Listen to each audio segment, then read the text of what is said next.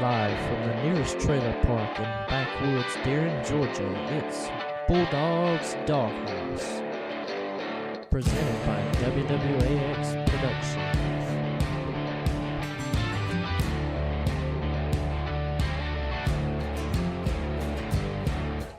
Howdy, ladies and gentlemen, and welcome to the very first episode of the Georgia Bulldog's Doghouse. And your host is none other than myself, the country badass Georgia Bulldog. And I just wanted to say this is the first of many podcasts that I will be doing. So here we go. Tonight I'm going to let the dog loose on a good old friend of mine that I used to wrestle with and train with. And his name is the A-lister himself, Justin Hollywood. Mr. Hollywood, pleasure to have you here tonight. It's a pleasure to be here, man. How's it going? It's going pretty good, Justin. Well, I have a few questions for you, so let's go ahead and get started. All right. What got you into wrestling? Well, my family's been a fan of professional wrestling. I'm probably second or third generation fan. My dad had me watching it since I was in diapers, pretty much. He'd record pay-per-views on his DVR, and I'd be watching WWF, Raw is War, and WCW since I was a baby, and it just grew from there. That sounds amazing. I feel you right there. I used to sit down and watch wrestling with my family members back in generations too. Alrighty, second question. If you could ever wrestle anyone in a local brand, who would it be? When you say local brand, you mean independent wrestling around? Independent, yes, independent.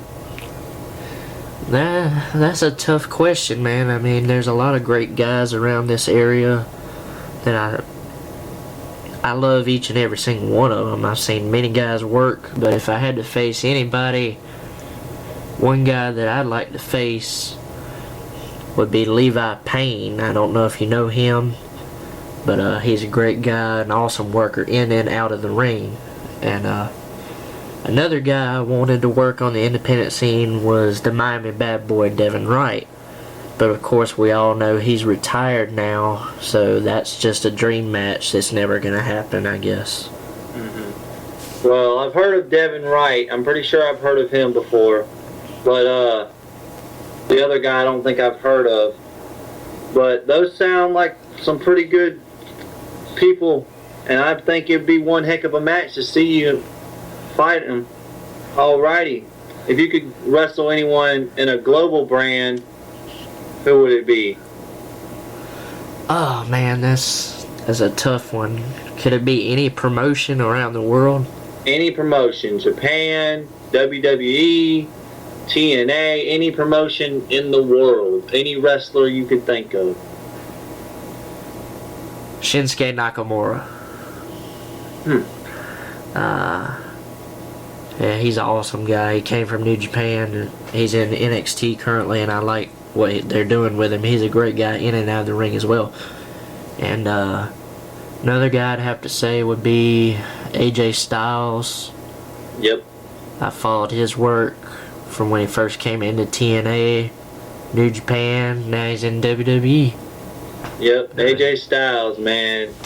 He plays a pretty good face, and he also plays a pretty good heel. And I mean, like, he's a great wrestler in the ring. I think he's the future of WWE. I think he's going to do really great in WWE. And I'm not going to lie, I love his entrance song in WWE. It's my ringtone now. Oh yeah, man, his music is badass, and I actually see him being a future world champion, whether it be Raw or SmackDown now. I don't know if they're bringing back another title due to the brand split, but it would be cool to see him as a world champion either way. Yes, it would. Yes, it would. Alrighty. What are some of your favorite submission moves? Submission maneuvers, the number one favorite that I have is actually a move that I use in my own personal move set, and that would be the sharpshooter. I've always loved the sharpshooter.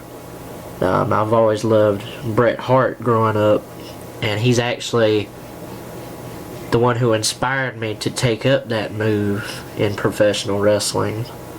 Hitman. Another submission maneuver I'm typically fond of,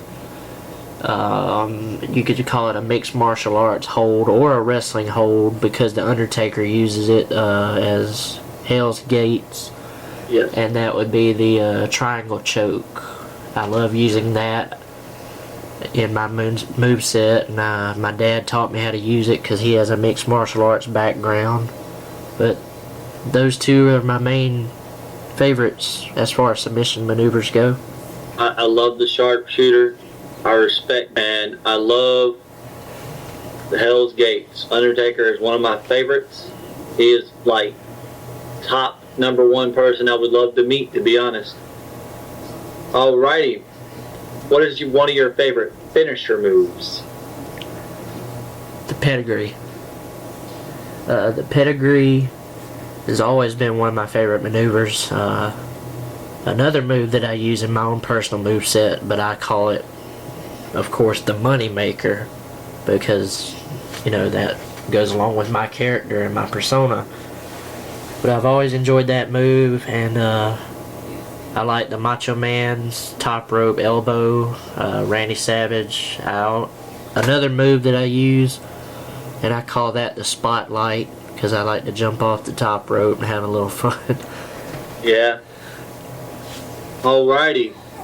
So I know in our past, our two brands used to have a brand war. VPW, Velocity Pro Wrestling, and ABW, Augusta Backyard Wrestling.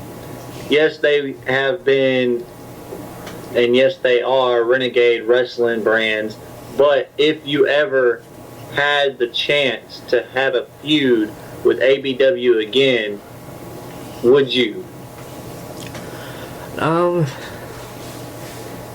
Most definitely. I mean, when we were running that angle, I believe it didn't go as far as we expected it to, because you and Skyman had a falling out, and we had a lot of things planned, with the money makers growing, and it was supposed to be Velocity Pro Wrestling against Augusta Backyard Wrestling, and eventually leading up to a match between myself and you for ownership of the companies, and we never got to do that, so that was very unfortunate.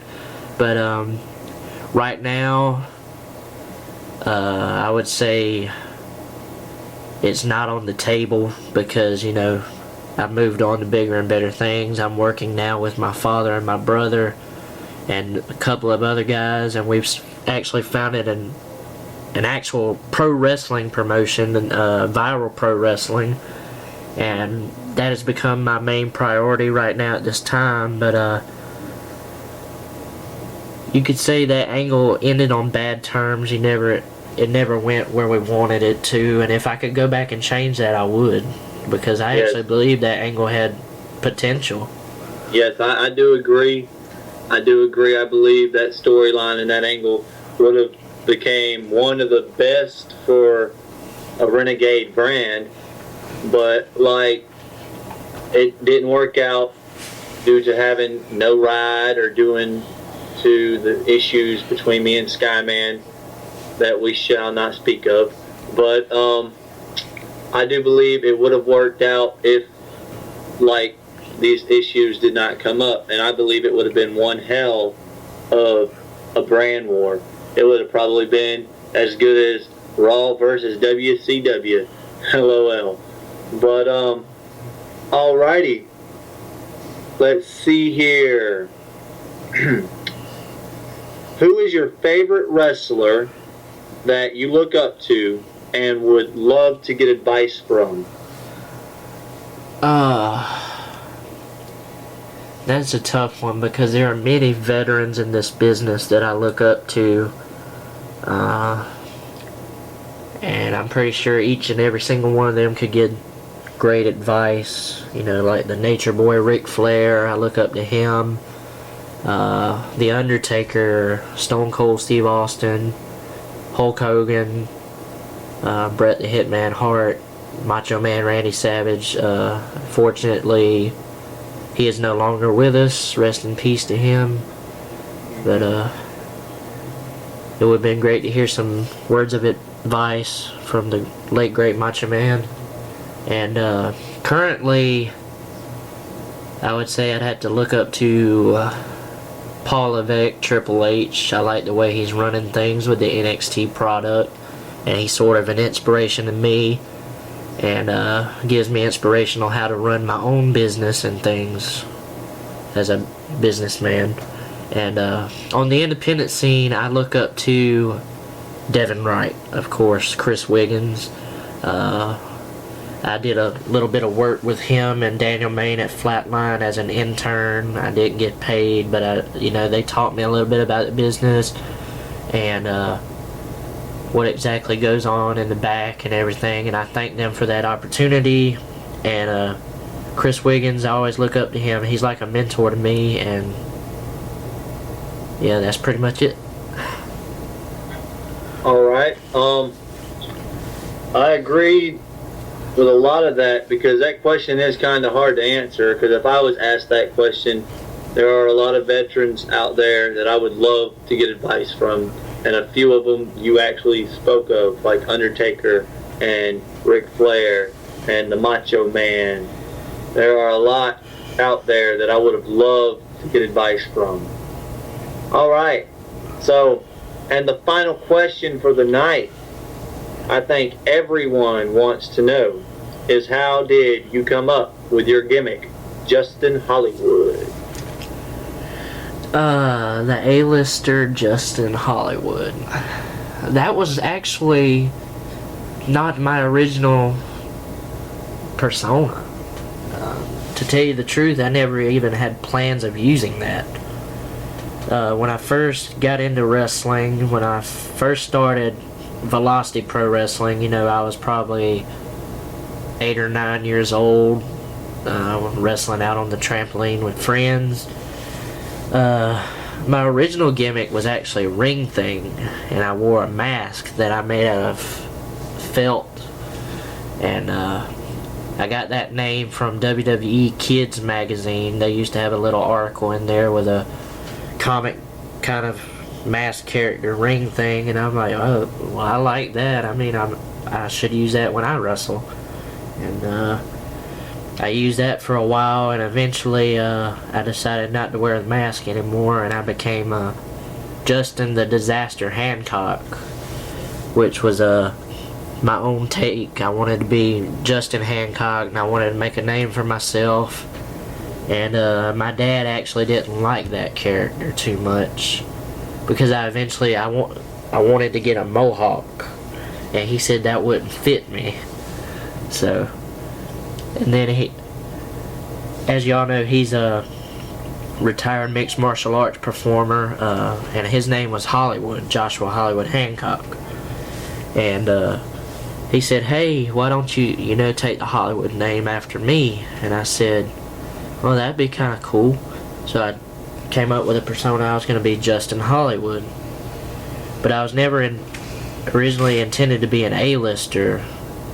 I never had plans on actually being from Hollywood. When Justin Hollywood first came up, I was billed from Atlanta, Georgia, and I was sort of a billionaire instead of a movie star.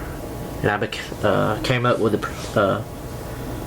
the nickname, the Billionaire Extraordinaire, and I went with that for a while.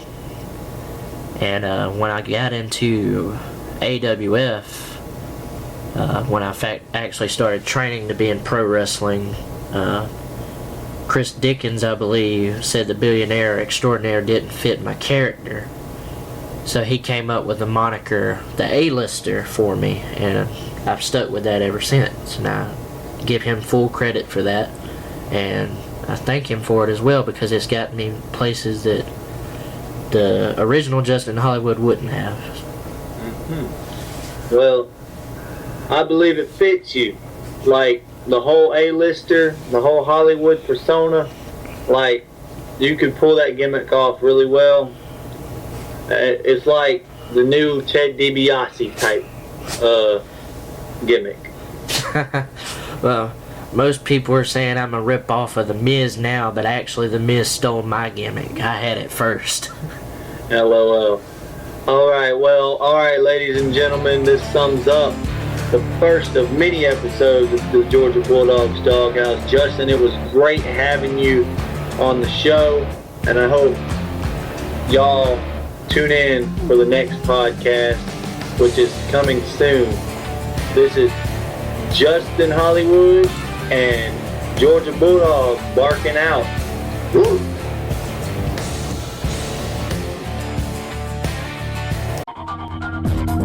This has been a WWAX production.